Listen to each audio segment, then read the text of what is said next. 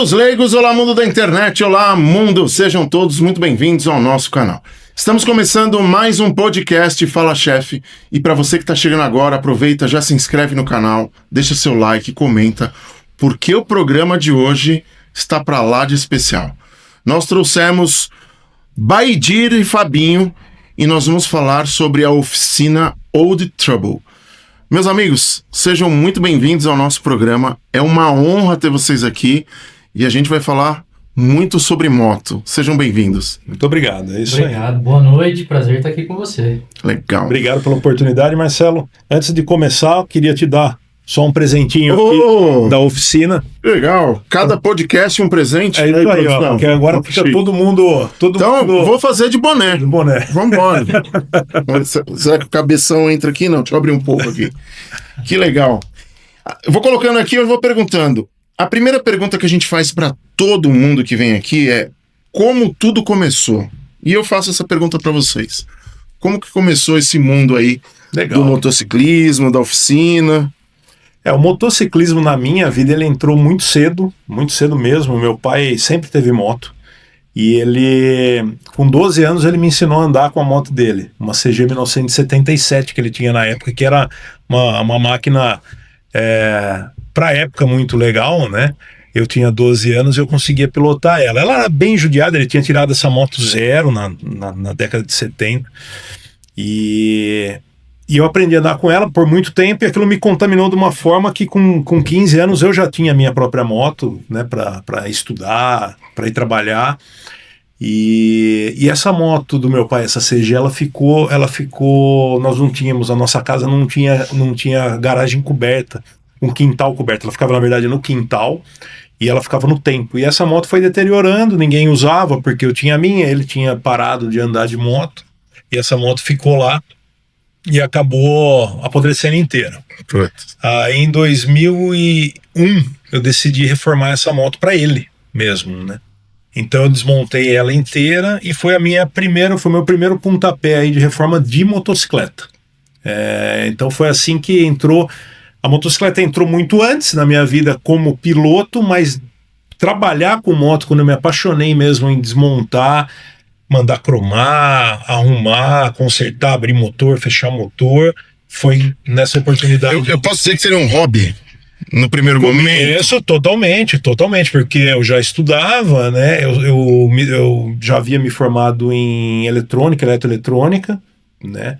E eu já estava flertando com a engenharia. Eu sou formado em engenharia mecânica, eu sou engenheiro mecânico de formação, né? E nessa época já estava trabalhando na área de eletroeletrônica, né? E já começando a faculdade. E isso aí foi feito como hobby por muito tempo. Então ali entrou na veia o ferrugem e dali para frente só cresceu. Legal. E Fábio, vamos lá, vamos aos poucos. Já cresceu um pouco. Era Fabinho, agora é Fábio. Vamos lá. Bom. Como tudo começou pra ti dentro da empresa? Como é que funcionou esse processo? Cara, na moto, eu aprendi um pouquinho mais velho, já tinha meus 14, 15 anos, e tinha um amigo que tinha uma DT 180. Fazer trilha aqui na famosa Serra do Japi, né? O pessoal ia fazer trilha. Um dia eu fui com ele, fui aprender a andar de moto. Obviamente, caí com a moto que não era minha. Mas aí o bichinho já tinha... A ferrugem já tinha entrado e... Paixão com moto já veio daí já.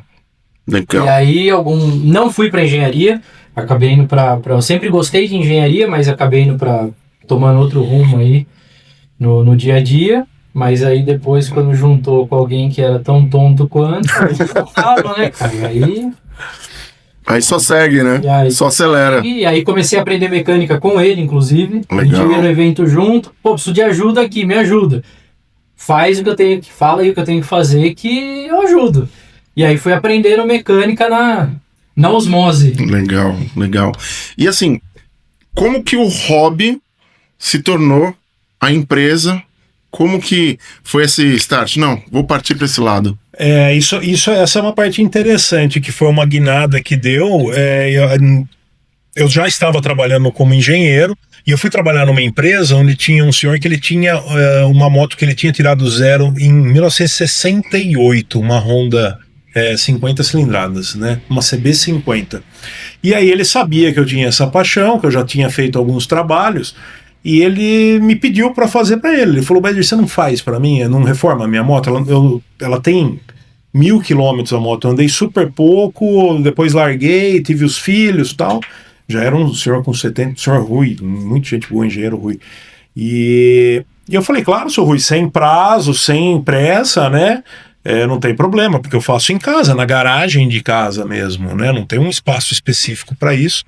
Algumas ferramentas eu já tinha, né? A gente vai adquirindo com o tempo. E aí eu fui buscar essa moto em São Paulo, ele mora em São Paulo. Eu fui buscar a moto, realmente ela estava muito feia. E eu trouxe para casa, levei 2 anos para fazer a reforma dessa moto, sem pressa nenhuma. E eu me lembro que eu finalizei essa moto em 2011, no comecinho de 2011 eu finalizei essa moto. Eu estava com uma viagem para o exterior, eu ia ficar 6 meses no Canadá, né? E eu precisava entregar essa moto antes de ir. Eu já tinha até me desligado da empresa, né? Entendi. Mas estava com a moto dele ainda. Então foi uma correria, porque eu consegui entregar a moto 1 semana antes de viajar para o Canadá, onde eu fui estudar. E legal dessa moto é que ela fica comigo, ela fica na minha guarda, fica na oficina para eu cuidar dela e levar nos eventos. É guarda compartilhado. É guarda compartilhado. E bacana é que depois de muito tempo eu levando as motos no evento, sendo ela uma dessas, ela saiu capa de revista, de uma revista de publicação internacional, que na verdade ela é uma revista feita em Portugal, mas circula na Europa inteira, e ela acabou sendo capa da revista pelo trabalho que realmente foi feito nessa moto. Que legal. Né? Então você perguntou como foi essa guinada. Depois desse trabalho, eu tive fora um tempo, voltei a trabalhar na engenharia e fiquei praticamente sem mexer com motos, porque eu estava no Rio de Janeiro, nessa época trabalhando na área de óleo e gás lá, e não tinha espaço para trabalhar e nem tempo para trabalhar com isso. Quando eu voltei para Jundiaí, aí comecei a participar muito ativamente de eventos de motos antigas, né? E inclusive um deles, que é o mais legal de tudo, porque não é um encontro de carros e motos antigas, ele chama Pé na Tábua esse evento, ele acontecia em Barra Bonita, hoje ele acontece na fazenda do Dimas de Melo Pimenta, da DIMEP, que fica numa cidade chamada Itatinga, a cidade bem pro interior, perto de Avaré. É uma fazenda enorme. E o que é o interessante desse evento? Lá em Barra Bonita, voltando onde ele começou, tinha a exposição e tinha as corridas, porque tem uma pista de kart do lado. Então era a única exposição onde as motos funcionavam e competiam entre elas, as motos antigas. Isso que era muito interessante. Que legal. Então não era só você ter a moto estática, era você ter a moto em movimento. E aí, em 2015 foi a primeira vez que eu fui, levei uma moto, na verdade levei a CG77, essa do meu pai, essa primeira que eu restaurei, eu levei ela, e para minha surpresa na finalização do evento, ela ficou em exposição, eu não participei da corrida, mas ela funciona normalmente e tal, e para minha surpresa lá na finalização, me chamaram no palco lá, me chamaram meu nome, eu falei, caramba, ganhei uma medalha de primeiro lugar das motos restauradas da categoria dela, nacional ali. Todo mundo votou nela mais bonita, mais bem feita, né? E para mim foi uma surpresa, porque eu nem sabia que ela estava competindo. Eu fui ao evento, né? Dali eu não parei mais de ir, sempre levando mais máquinas.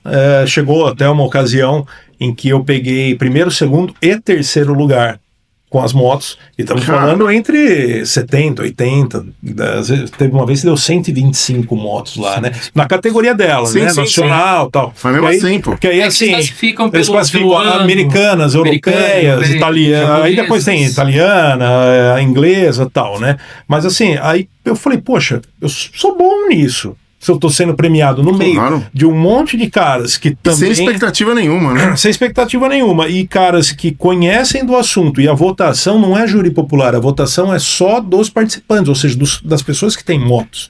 Falei, pô, tô fazendo um negócio legal. E aí eu falei, então tem mercado para isso, né? E eu continuava trabalhando normal e fazendo isso como hobby fora do horário. Eu fazia de final de semana e à noite, depois do trabalho, essas restaurações. E aí eu casei, né? Casei, tive filho, ficou mais difícil de segurar esses dois trabalhos. O trabalho normal com as motocicletas, né? Estava muito cansativo e eu não estava conseguindo dar atenção para minha esposa e para o meu filho. Eu falei, vou ter que decidir, né? E foi a virada de chave mesmo. E nessa, né, participando desse evento, começou a aparecer interessados lá do evento que não restauram as motos, eles têm as motos antigas, mas mandam para outros mecânicos. E eu percebi que quase não existia alguém especializado em moto antiga. O cara mandava para o mesmo cara que mexe com as outras motos atuais e tal.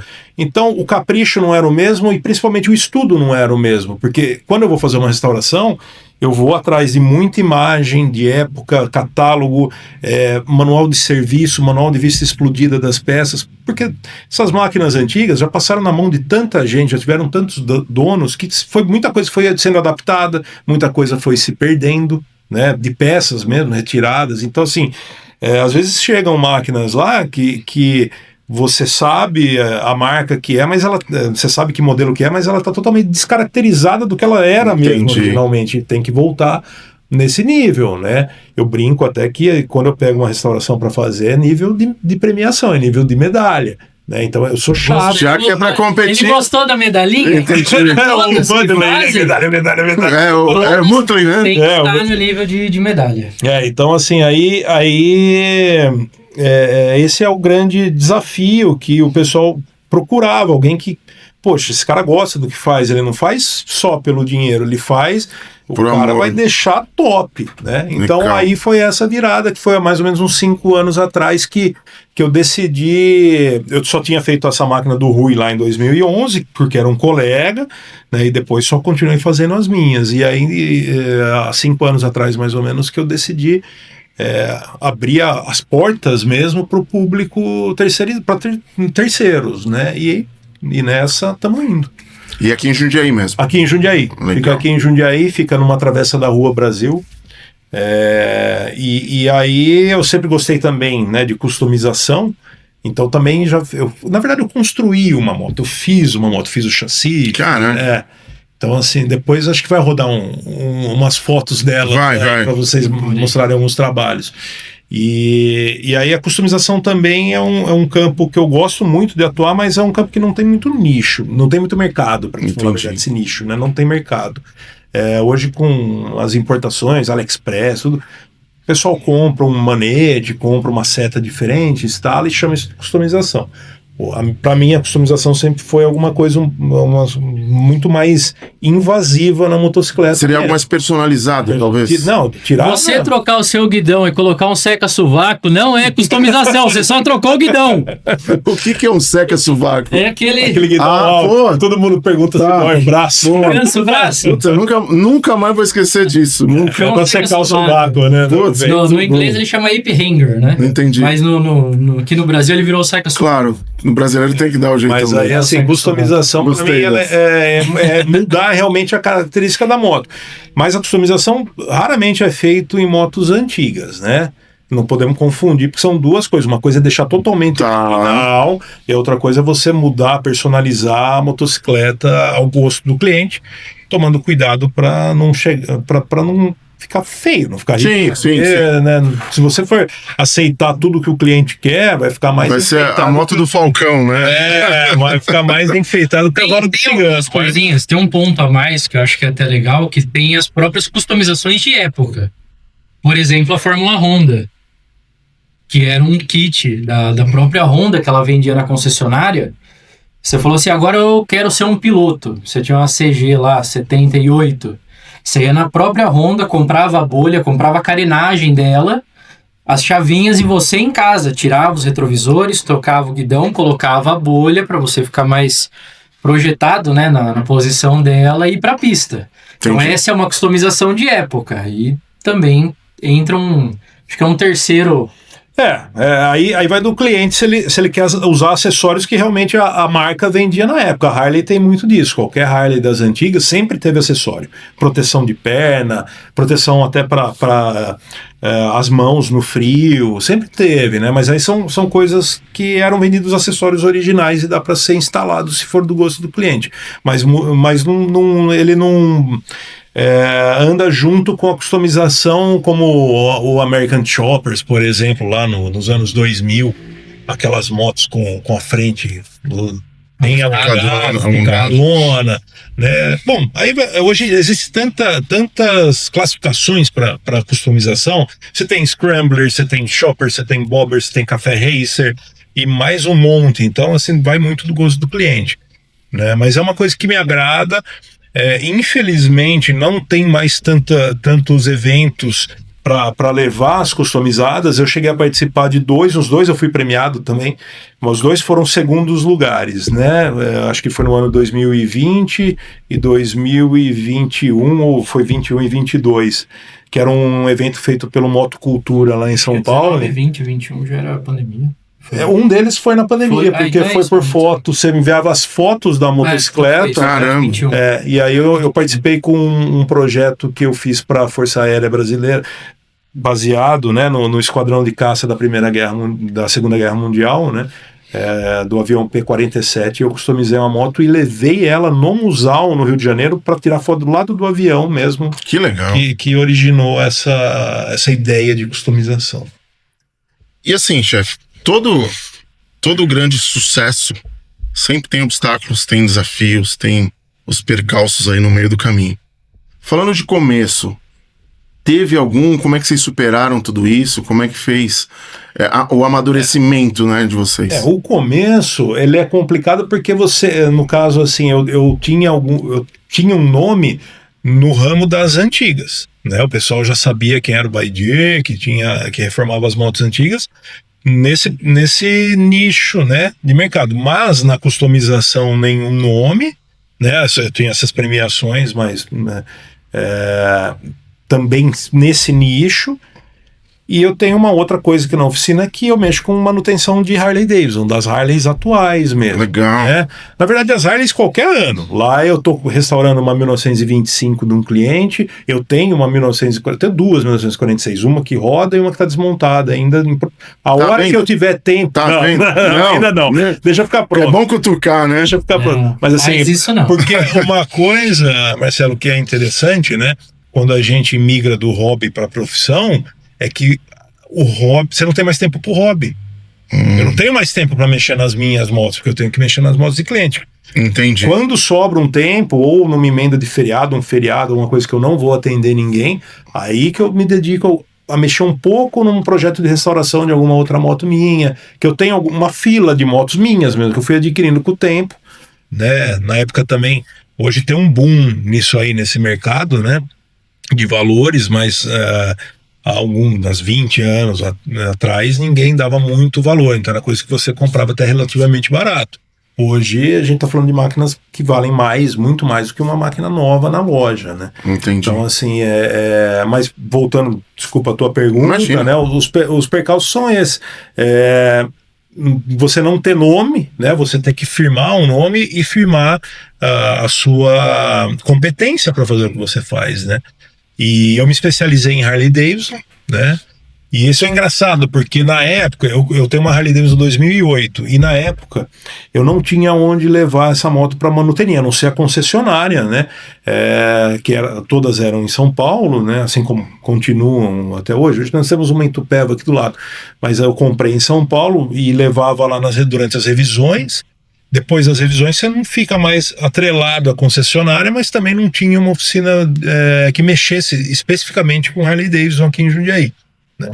Então eu levava em oficinas em São Paulo, e olha que engraçado, eu sabia mexer com moto, eu já mexia com moto há muito tempo, e eu não tinha coragem de mexer na minha Harley, porque primeiro já que a Harley é diferente em tudo. Parafuso em polegada na sua grande maioria, não é em milímetro. As chaves eu tinha tudo de milímetro, porque mexia com japonesa, com italiana, né? Com as europeias, que aí é tudo milímetro. Então, assim, eu já não tinha o ferramental. E o medo de machucar uma moto zero, porque uma moto que você vai recuperar, porque ela já está toda detonada, porque passou na mão de um monte de mecânico e carniceiro, é uma coisa. Mecânico é ótimo. Mecânico. Mas agora você pegar uma máquina zero, então o que eu fiz? Eu descobri que a Harley dá o curso para não fora da autorizada, ela tem um treinamento específico para as concessionárias autorizadas, mas qualquer outra pessoa pode fazer o treinamento da Harley no CT de treinamento deles em São Paulo. E aí eu fui e falei, eu vou aprender a mexer para mexer com a minha moto, né? Porque até então eu só mexia nas antigas, fazia uma customização aqui, uma ali. E aí eu me especializei mesmo, me formei pela Harley mesmo, tenho todos os certificados lá dos cursos. E aí na minha moto ninguém mais põe a mão. Agora, né, a minha e de todo mundo, né? Hoje é legal, porque isso aí você acaba fazendo amizade com muita gente também, né? O pessoal tem muita... É um nicho específico. É um nicho extremamente específico da Harley. E o público da Custom. Tentando perguntar de uma forma que talvez o coração fale mais alto. O que algumas marcas, seja de carro, seja de moto, como a Harley, tem de tão especial que as pessoas se apaixonam e criam esses grupos de encontros, de viagens? Tenta explicar o que vem nesse lado emocional. É emoção, não dá. Foi o que você falou, é o lado emocional.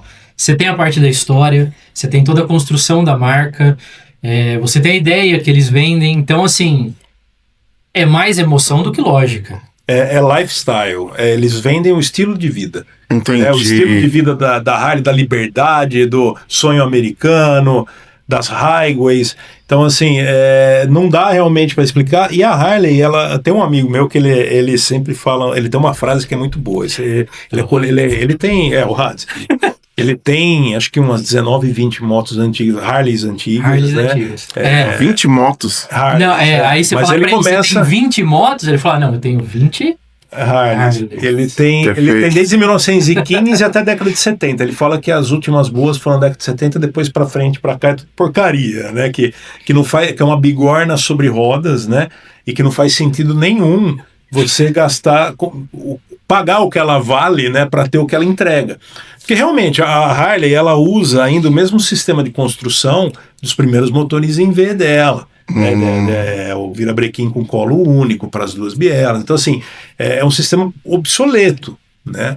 Mas e ele tem uma frase que eu acho muito legal, que ele fala que além da de bigorna com roda, que é da autoria dele, né? Ele sempre brinca assim, mas ele fala que o departamento de marketing da Harley é muito melhor do que de engenharia. Cara. Ou seja, eles são muito melhores em vender a ideia do que a máquina em si. Mas brincadeiras à parte, a Harley tem, hoje em dia principalmente, tem uma tecnologia embarcada eletrônica sensacional, né? O problema da eletrônica é aquilo, se do nada para de funcionar, né? Entendi. Não é mais como a mecânica de antigamente, que é a minha Harley 1946, ela tem só o fio que vai para o farol, um que vai para a lanterna, luz de freio e a buzina. A parte elétrica que menos importa para fazer ela funcionar, assim, entendeu? Ela é totalmente mecânica. Hoje em dia é muita eletrônica, é tudo módulo, é tudo sensor, mas é uma máquina que tem uma engenharia ferrada, né? Ela é muito boa. Mas eles são muito bons de marketing para vender esse lifestyle mesmo, né? Que acaba apaixonando e você acaba ficando na marca. Porque realmente, eu tenho algumas motocicletas, andar numa Harley não tem nada a ver com andar qualquer outra marca que você ande. O som da moto, o motor, Tem que ter barulho, né? Tem que ter. Tem que ter. Isso é bom. E o barulho dela é diferente. É dela. Não. É que nem, claro, é um comparativo muito fora do padrão, mas é só uma analogia. É que nem se escutar a Ferrari dos anos 90, aquele grito que vinha ali na reta. Hoje, você sabe o que tá vindo. Exatamente. É isso. É sobre isso. Você sabe o que tá vindo. Exato. Sem ter visto. É isso. É isso. E sobre eventos? Tem muitos encontros, que nem a gente estava falando um pouco nos bastidores. Eu moro ali no Eloy Chaves, aqui em Jundiaí, e tem lá o Box 1200, não é isso? É isso, não, né? E eu percebo que a galera se junta para bater um papo, tem uma mecânica no fundo, toma um chopp, enfim. Sim. Como que são os eventos voltados aí para o pessoal do nicho da Harley? O evento de Harley mesmo, além dos encontros que existem em todas as cidades, sempre tem os encontros de moto, né? Que aí são abertos para outras marcas, não especificamente para Harley. Tá. Mas quem faz um evento sensacional que aí sim é voltado para a marca, é o pessoal da Lucky Friends em Sorocaba. Eles fazem lá, eles trouxeram um esporte que existia no Brasil no começo do século passado, até mais ou menos a década de 30 do século passado teve, que era o flat track, que é uma corrida numa pista oval de terra, curva sempre para a esquerda, né? Então ela parte sempre para a esquerda e é um circuito oval. E eles trouxeram as categorias das Harleys novas e abriram também a das antigas, que é o mais legal. Aí você, para ver eu participo com a década de 40 lá, né? E é engraçado, porque você vê as máquinas atuais correndo na pista, é uma pista relativamente curta, né? São 3 a 5 voltas, depende de como está o grid, né? Então, mas o pessoal se empenha, prepara as motos, usam roupa especial, uma bota que ela tem um slide embaixo de aço para deslizar, porque faz a curva com o pé no chão. Que legal. Aí você vê as antigas correndo, parece um carrossel. O pessoal brinca que é o carrossel. Que parece um carrossel de parque, né? Porque as velhinhas andando lá na década de 40 e ninguém quer judiar da máquina, né? Porque é mais difícil achar peça, apesar de encontrar lá fora, mas é mais caro para trazer. Então, assim, todo mundo quer se divertir sem estragar as máquinas, né? E esse evento da Lucky Friends é um evento legal, que é voltado para essa cultura mesmo do rock, eles trazem bastante atrações internacionais, bandas internacionais de rock. Tem os expositores, a Harley é um dos patrocinadores, então ela está sempre lá expondo. Várias oficinas de preparação também de motores, de customização também, eles participam do evento, então você vê muita coisa legal, muita máquina legal, muita ideia legal, a maioria delas Harley mesmo. Legal. E falando de uma tal forma, a gente pode colocar que isso é uma cultura. Como é que vocês enxergam essa parte da customização, dos encontros, no futuro, assim? Como é que vocês veem o crescimento disso? Olha, a customização, ela existe, mas ela como eu comentei, hoje o pessoal prefere comprar uns acessórios prontos e instalar na moto, né? Mudou-se um pouco o entendimento de customização, né? Isso é troca de peça.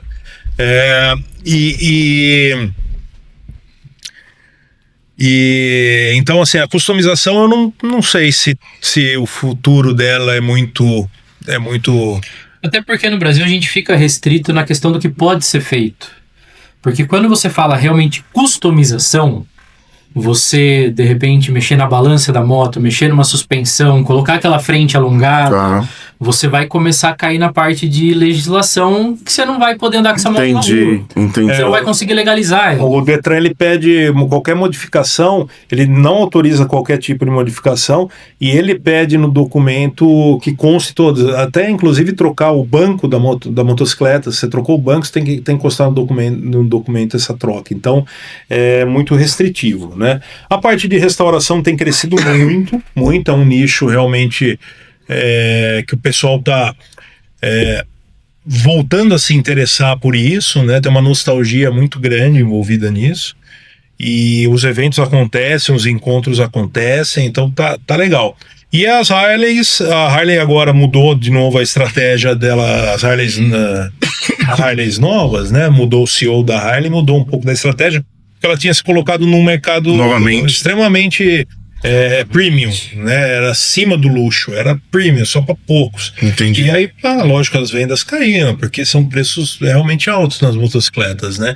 E agora eles mudaram, estão lançando, vai chegar mais 2 modelos novos aqui de entrada. Um vai voltar, que eles tinham tirado de linha, e parece que vem um pro Brasil também, ele já tem o modelo pronto, parece que vai vir pro Brasil um modelo de 350 cilindradas, né? Que é bem mais barato para entrada. Então, assim, esse mercado é aquecido, o mercado de Harley é bem aquecido também, assim como de restauração. De customização, não sei, ele é morno. Entendi. A restauração, ele tá aquecido em todos os mercados, né? Porque a gente vê as Kombis voltando, o pessoal querendo pegar pra fazer motorhome. Então essa onda... Eu já vi uma Kombi da Harley. Da Harley. Então, assim, essa onda retrô, ela pegou roupa, pegou o carro e agora tá pegando as motos, né? Legal. O pessoal levantando as motinhas que estavam paradas lá.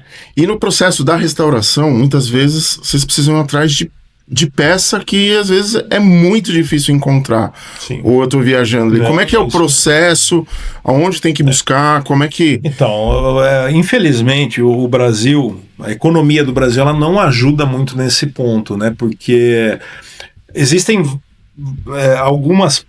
A maioria das marcas, elas existem peças de reprodução, não são mais peças originais, mas são peças de reproduções. Você até consegue encontrar, mas quando você coloca no fim da conta, ali na ponta do lápis, às vezes não vale a pena você trazer, porque o preço dela na moeda que seja, euro, dólar, a moeda que seja, mais o frete, né? Aí em cima de tudo isso incide um imposto absurdo de 60% a 120% em cima, 120%. contando com o frete. Eu já cheguei a pagar 120%. E soma o frete, porque o frete não tem nada a ver. Eu comprei uma peça de 10, Sim. né? Paguei 5 no frete, você paga em cima de 15 os impostos, né? Cara. Mas depois chega aqui, tem às vezes desenrolar o próprio... Depende pela via que vem, se vem pelo correio, se vem pela DHL, se vem por outros... Aí cada um tem um tipo... Cobram taxa de armazenagem, cobram taxa de manuseio, taxa disso... Coisa, e aí torna inviável. Então eu fui aprendendo muito com isso. Eu já trouxe peça praticamente do mundo inteiro, que eu consegui encontrar e veio.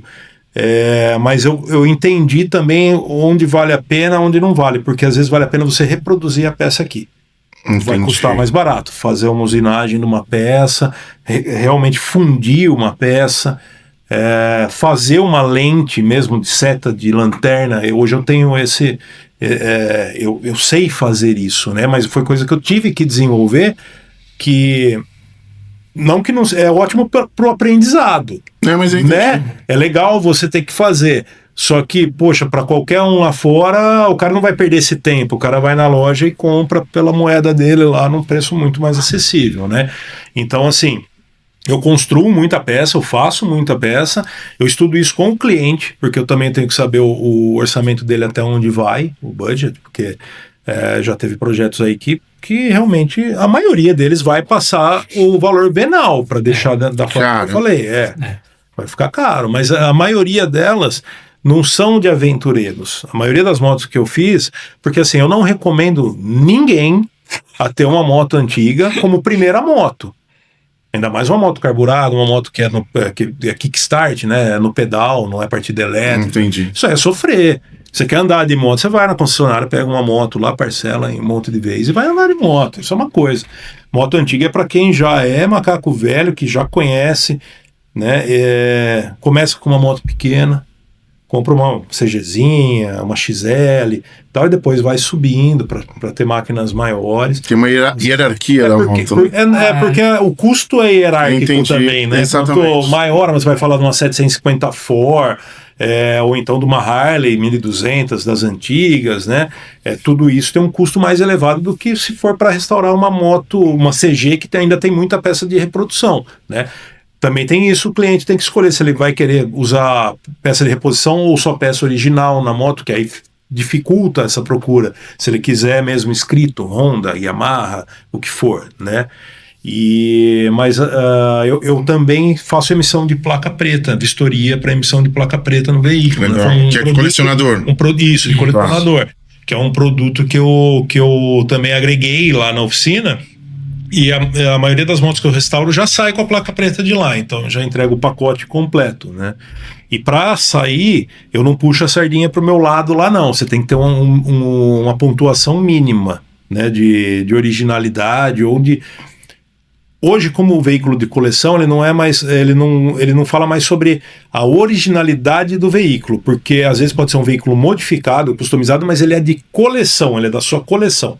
Então a placa preta ela não se refere mais muito à originalidade, mas no caso ela tem uma pontuação mínima para as motocicletas que eu reformo, e então eu tenho que estar dentro desse parâmetro para sair com a placa preta, né? Que isso acaba acaba valorizando. O pessoal hoje fala um pouco mal da placa preta, mas acaba valorizando porque dá para entender que ela passou por um processo, ela passou por uma vistoria para ter essa placa preta hoje. E a placa preta, ela pode andar tranquilamente na cidade, normal, legalizada, normal, né? É legalizado. Só muda a cor da placa mesmo e consta aí sai no documento, sai lá, veículo de coleção. Legal. E, cara, eu usei esse termo há pouco, né, sobre a moto do Falcão. Você já recusou algum projeto que, eu não vou falar nem que seja absurdante, você falou assim, não, nesse esquema não vou... Já de customização, porque é o seguinte, eu acho muito legal ter essa troca com o interessado, com o cliente, do que vai ser feito naquele projeto, né? Qual é o estilo? Primeiro, eu gosto do estilo da Scrambler, legal. Então aqui dentro a gente, para estar dentro desse estilo, ela tem algumas características. Se você sair dessas características, ela não vai ser mais uma Scrambler, ela pode ser uma Café Racer, o que não há problema nenhum, mas precisa estar definido, mas eu entendi, né? E aí... Às vezes o pessoal quer misturar estilos e a gente sabe, a gente tem essa visão que não vai ficar legal, do tipo, né? E aí a empresa, o nome da empresa que está em jogo também, cliente, quando você fez, né? Exatamente, né? Meu melhor cartão de visita são as motos que eu faço, onde elas chegam, os caras, puta que lindo, onde foi feito, quem fez, sabe? Então isso é o que me abre portas e me traz serviços, né? Então essa troca tem que ter com o cliente, mas ele tem que confiar muito em mim, ele tem que confiar no profissional que ele está entregando. Falou, cara, isso não vai ficar legal, essa cor não combina. Mas eu quero fazer em 3 cores. Não, 3 vai ficar muito chamativo, vamos fazer em 2, aqui combina esse tom com esse tom. Entendi. Né? Então assim, já recusei. Usando o profissionalismo ali, né? Já recusei e já fui recusado um monte de vezes também, algumas vezes por aventureiro que acha que reformar uma moto é uma coisa de baixo custo, ou customizar uma moto é uma coisa de baixo custo, ou mesmo ter uma Harley. Quer colocar valor no seu trabalho. E tem muita gente que, infelizmente, ele é bom para ele que ele atinge o sonho dele de ter, por exemplo, uma Harley, mas não tem dinheiro para manutenir. Isso é muito chato, você lidar com um cliente assim, porque são peças de alto custo, encontra na concessionária ou importada e tal, são peças que estão no mercado, né? Mas são de alto custo e tem um alto custo ali de mão de obra para se responsabilizar por tudo isso que você está fazendo, né? Então, até porque você estudou para isso também, né? Estudei para isso, é o que eu faço, né? Onde eu ganho o dinheiro que faz eu me vestir, pagar as minhas contas, né? Então, o pessoal às vezes confunde. E eu já vi casos de pessoas que dão... Ele não está se importando se a peça custa caro. Ele não vai brigar com a concessionária ou com a loja. Mas se você falar que custa tanto para trocar aquela peça, parece que você está ofendendo ele, xingando ele. Mas eu tenho ferramental, eu estudei e sei fazer isso direito. Tua moto vai ficar boa. Então, existe esse estudo, às vezes, de você querer ou não o cliente. De você dá para demitir o cliente. Exato. Legal. E pegando esse gancho, você falou que você tem as ferramentas, enfim, tocando no assunto lá atrás, você falou, peguei a moto nova, aquele medo de machucar, enfim. Isso. Moto machucada, destruída, acabada, provavelmente você já deve ter pego. E eu queria que você lembrasse, sei lá, de algum caso que você fala assim, como é que chama aqueles programas da Record lá, assim, um dia de princesa, tinha essas coisas assim. Teve uma recalchutada, né? Total, teve. Algumas, né? Na verdade, a maioria das restaurações chegam nesse estado. São poucas que chegam, que nem a moto do Rui, que foi a primeira que eu fiz, que eu citei. Essa moto, ela era inteira, ela era íntegra. Ele havia tomado um tombo com ela, né, quando ele usava, e tinha estragado 2 borrachas nela. O resto a moto tinha tudo e era tudo original. Então pode parecer que é um serviço mais simples, mas a moto parecia que estava dentro de um lago. A garagem dele era extremamente úmida. Eu lembro quando eu fui buscar, né, de criar aquele limo na parede. Então a moto era o limo, ela estava apodrecida, enferrujada, verde mesmo do limo. Então, assim, tudo foi ter... O motor, quando abriu o motor, tava até metade, onde ficou o óleo, deve ter descido um pouco de gasolina, não sei. Tava tudo enferrujado, da metade para baixo do motor, sabe? Então, assim, a moto, ela acho que tinha 1.500 quilômetros rodados. A moto era relativamente pouco rodada, extremamente íntegra, mas ficou abandonada todo esse tempo numa garagem úmida. Então, corrosão vai... Corrosão. Mas é difícil pegar uma moto assim, normalmente... Depois você vai passar umas fotos aí, eu vou mostrar alguns projetos, mas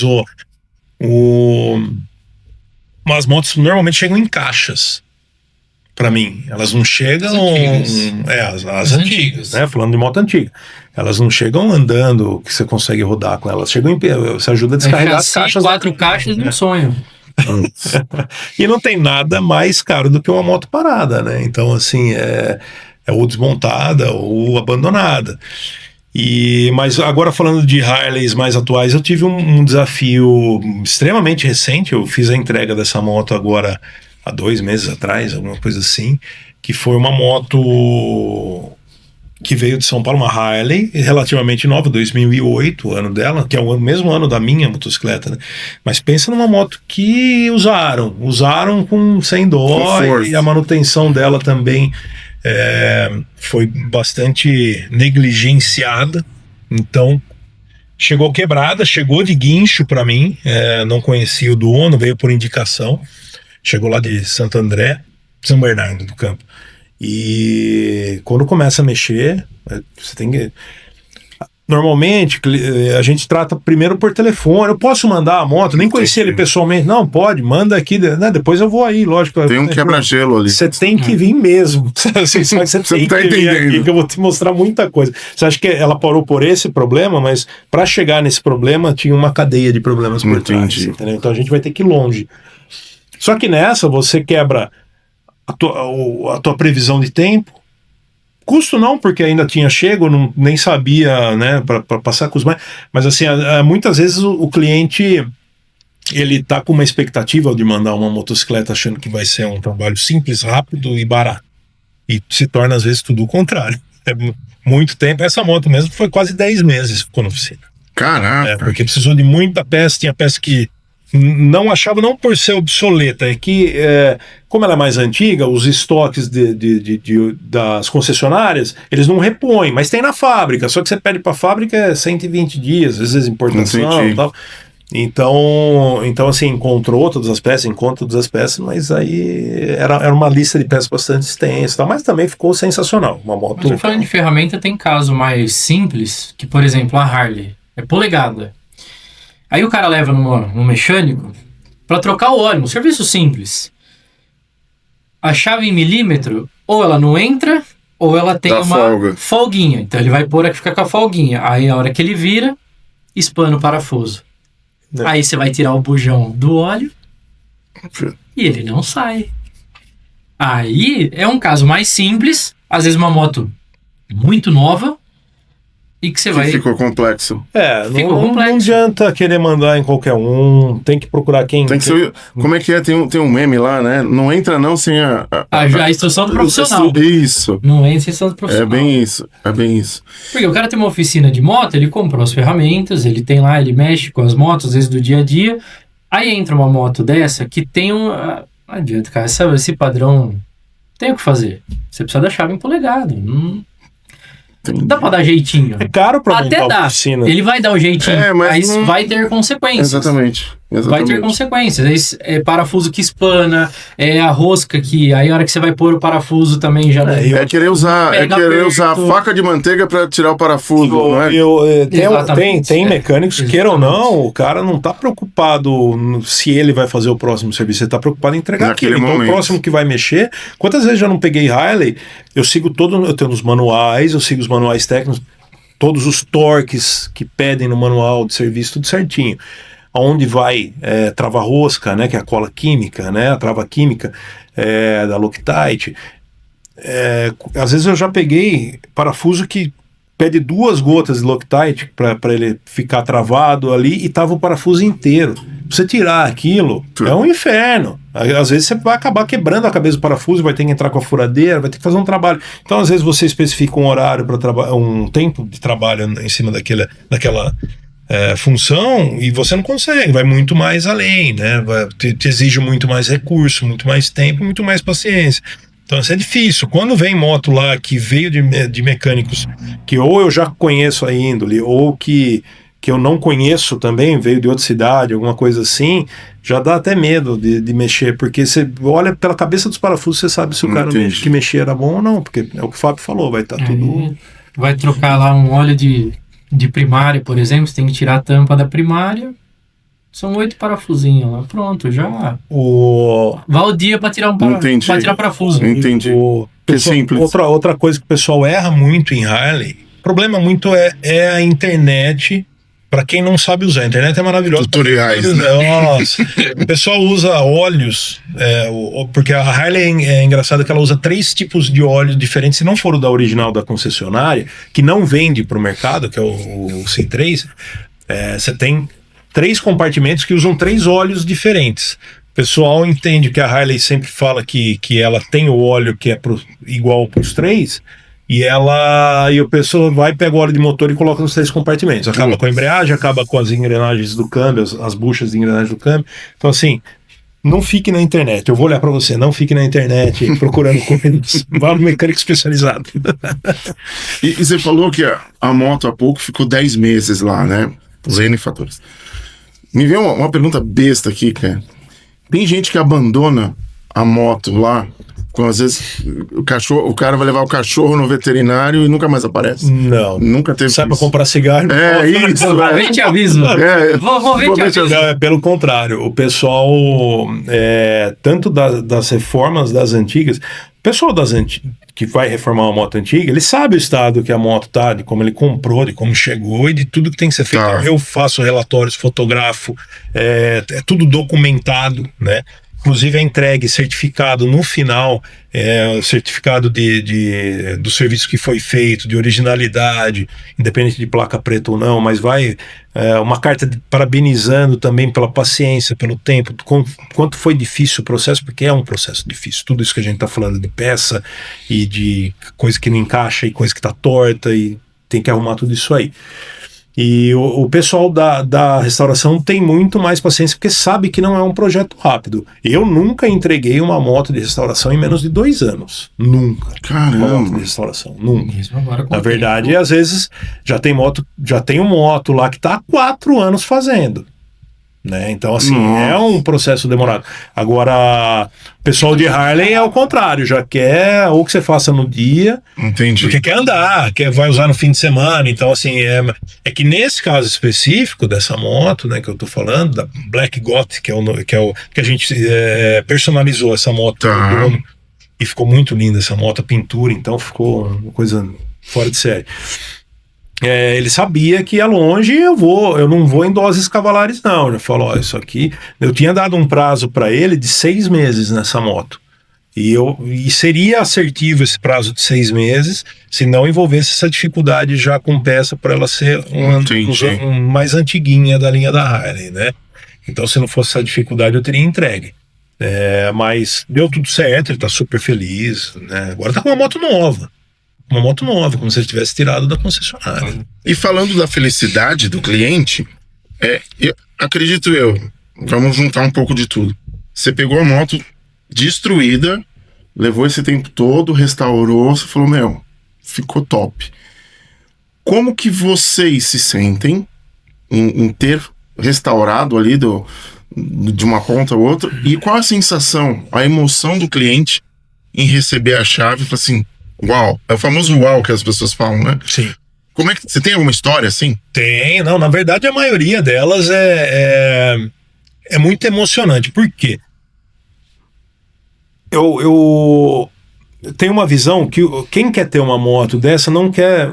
É pouquíssima gente que vai ter um veículo antigo por moda, porque tá na moda, porque tá em alta. Quem tem um veículo desse, ele tem um apelo emocional porque o pai teve, o avô teve, ou porque ele queria ter naquela época né, pessoas mais velhas, Entendi. queriam ter e não tinham dinheiro e via o vizinho passar, alguém... Eu reformei uma moto que era o caso. O rapaz trabalhava de office boy num escritório e ele via todo dia um cara que ele não conhecia passar com a CB 450 DX azul 89. Aí ele achou a moto, comprou, trouxe para eu fazer. E Cara, aí, que legal. então assim... É trabalhar com o sonho do próximo. Você está trabalhando com o sonho. Por isso você tem que ter muito cuidado, né? Um chassi, 4 caixas e o sonho. Boa. E o sonho. Legal. Porque então a parte mais gratificante, né, é a entrega das chaves, é o momento de tirar a capa, né? Eu fiz recentemente, foi a única que eu fiz até agora, uma bicicleta, que foi a primeira vez. Um cliente um amigo que frequentava lá, ele falou: olha, eu tenho uma bicicleta que foi do meu avô, que ele era lá do Paraná, ele trouxe essa bicicleta na década de 50, finalzinho de 50, começo de 60 e tal, essa bicicleta está comigo. Você faria? Eu falei: olha, eu não tenho experiência com bicicleta, mas não foge muito do que eu faço, porque a moto veio da bicicleta com um motor, né? Eu falei: mas eu não, o meu conhecimento em motocicletas antigas, de livros, de literatura, eu tenho bastante, de bicicleta eu não entendo muito, né? Falei: mas tá bom, vamos fazer. Também sem pressa, aquele negócio, posso ir fazendo na hora vaga? No seu tempo. Beleza. Aí ele tinha já começado a desmontar a moto na casa, a bicicleta. A bicicleta cortou até o hobby, né? Foi pra trás. Aí ele trouxe, também toda desmontada. Aí eu fui pesquisar o que era, porque ela tinha um emblema na frente, né? Tava pintado por cima do emblema, pintado no pincel já, a bicicleta mesmo, né? Aí eu comecei, aí você começa a tirar as camadas de tinta, você vê, ó, pô, essa bicicleta não era vermelha, ou não era verde, no caso ela estava verde. Eu tirei o verde e tinha o vermelho por baixo. Falei: essa bicicleta foi vermelha, não era mais verde. Aí tirei o emblema, vi o emblema, HM. Puta, o que é HM, cara? Aí vai procurar, vai na internet e começa. Aí achei um artigo que era uma Monarch, que era vendido por uma empresa que chamava Hermes Macedo, que era como se fosse um mapping lá do Paraná, que teve algumas lojas. Então eles pegavam os lotes, eles pediam para vir fazer exclusivo para Hermes Macedo, que era essa rede. Aí fala com um especialista, conversa com outro. Não, ó, eu sei quem tem uma igual. Aí me mandou um endereço do Rio Grande do Sul, um telefone do Rio Grande do Sul. Aí falei com o cara mandou as fotos, ele tinha uma original de época e tal. Aí eu vi tudo que faltava tudo na bicicleta do avô dele. Não tinha nada a ver. A bicicleta que ele tinha era como se fosse uma bicicleta atual pintada no pincel. A bicicleta era um capricho nessa década de 50, sempre foi, né, nas décadas passadas também, mas década de 50, ela tinha frisos pintados à mão no próprio aro, você tinha a cor do aro, mais os frisos aí eu consegui, porém a do cara era azul, desse que eu conheci depois, que me mandou fotos e me instruiu. Inclusive ele tinha umas peças sobrando, ele me mandou, comprei dele os paralamas que ele tinha mais e tal. E aí eu consegui fazer. Essa entrega é sensacional, tem o vídeo dela no meu Instagram. O cliente não acreditou, simplesmente não acreditou. E aí eu sempre, como eu mexo com sonhos e mexo com pessoas também, além das máquinas, o avô dele chamava Antônio Vituri, né? E aí foi uma coisa que eu fiz mesmo. Teoricamente ela não teria no paralama dianteiro. Eu tinha, num lote de peça antiga que eu comprei, eu tinha um emblema que era como se um busto com as asas abertas assim, e aí eu escrevi nesse emblema. Esse emblema eu dei para ele mesmo, foi o meu presente. Toda moto eu ponho alguma coisa, né, para marcar. Legal. E aí eu coloquei o nome do avô dele nessa asa, né? Ficou muito legal. E ele falou: eu não quero andar. Lógico, a bicicleta ficou super funcional. Ela só tinha aquele freio contra pedal ainda, né? Não tinha freio dianteiro, nada. Normalmente a BMX era assim. Essa era uma Monarch, né? E aí ele falou: não, eu quero pra pôr na sala de casa mesmo, né? Tanto que ele não tinha onde apoiar ela, porque ela não tinha pezinho originalmente, nada, e eu tinha um suporte de bicicleta. e onde eu apresentei para o cliente, né? E aí ele falou, putz, mas não tem onde pôr. Eu falei, leva de presente para você também, põe lá na sala. Depois eu falei, arruma um mais bonito, porque esse é muito atual. Entendi. Eu falei, arruma um mais antigo que combine com a bicicleta para deixar ela de exibição. Esse é um dos casos, né? Mas todo caso é sempre muito legal. Cria-se uma baita expectativa, né? Nesses anos que se passam de restauração, né? Então, a bicicleta foi 6 meses, tá? Foi mais legal. Mesmo assim, né? Ninguém mexeu, a gente não para tudo. Vocês comentaram nos bastidores que vocês abriram algumas perguntas no Instagram para poder responder aqui pro pessoal. Tem algumas que vocês consigam lembrar para que eles possam ter essa informação? Mas aí o Esquilo mandou uma pergunta, legal, obrigado aí todo mundo que participou primeiramente, né? Mas respondendo ao Esquilo do projeto da CB450 que eu estou customizando, eu não desisti, é um daqueles projetos que demoram mesmo, eu voltei a mexer nela, mas o tempo para mexer nos meus projetos realmente está muito curto, estou mexendo só em horários livres porque tem trabalho, graças a Deus, tem bastante trabalho pra gente. E então é isso, essa pergunta é uma delas. Aí teve uma pergunta do meu amigo Barba Azul também, que ele perguntou se eu trabalho ou só mexo com moto, né? Mas sempre assim, que na verdade é uma pergunta interessante, porque eu sempre tem aquela história, trabalhe com o que você gosta e você nunca vai precisar trabalhar. Perfeito. Né? E realmente isso para mim se encaixa. A única coisa que eu perdi meu hobby, né? Como eu disse, eu não tenho mais tempo para as minhas, né? Mas realmente eu gosto muito do que faço, então sim, eu trabalho também, né? Mas eu me divirto muito no que eu faço, isso é importante. Legal. Eu queria que vocês deixassem as considerações finais e os contatos de vocês. Legal. Bom, vamos lá. Você que está precisando de serviço na sua Harley, independente do ano dela, tem uma moto antiga aí parada em casa, que foi do avô, foi do bisavô, foi do pai, ou é sua mesmo e não está funcionando e você quer reformar, voltar à vida, andar com essa motocicleta aí, procura a gente lá na Old Trouble. O telefone é o 011 9581 7441 e a gente está na rua João Batista Robb 921, ali numa travessa da Rua Brasil. Tá bom? Procura a gente que a gente transforma o seu sonho e a sua caixa de peças em realidade. Lembrando que se você chegar lá no portão estará fechado, toca a campainha, porque a gente deixa... Sim, por favor, entra em contato primeiro pelo celular 985417441 para agendamento, tanto para visitas como para qualquer outro serviço, tá? Porque como trabalho de porta fechada e com projetos, né, especiais, tem que estar um horário certinho para a gente poder te atender e te mostrar tudo lá, porque você com certeza não vai ser uma visita rápida, você vai querer ver tudo que tem lá. Maravilha. Gente, a palavra que fica é gratidão. Foi um bate-papo incrível, aprendi muito com vocês e eu tenho certeza que a gente vai voltar a convidar vocês, porque tem muita história ainda que ficou para ser contada. Sempre tem esse ramo, graças a Deus. Obrigado pelo convite, prazer estar aqui com você. Maravilha. Muito obrigado. E a gente vai encerrando mais um podcast Fala Chefe. E eu queria agradecer imensamente aos nossos patrocinadores. São vocês que acreditam no nosso sonho, no nosso projeto e fazem com que a gente possa trazer profissionais exemplares como o pessoal aqui da Harley. E a gente vai encerrando o nosso programa com aquela velha frase que toca o meu coração. Do método Kaizen sempre. Hoje melhor do que ontem, amanhã melhor do que hoje. Até o próximo programa.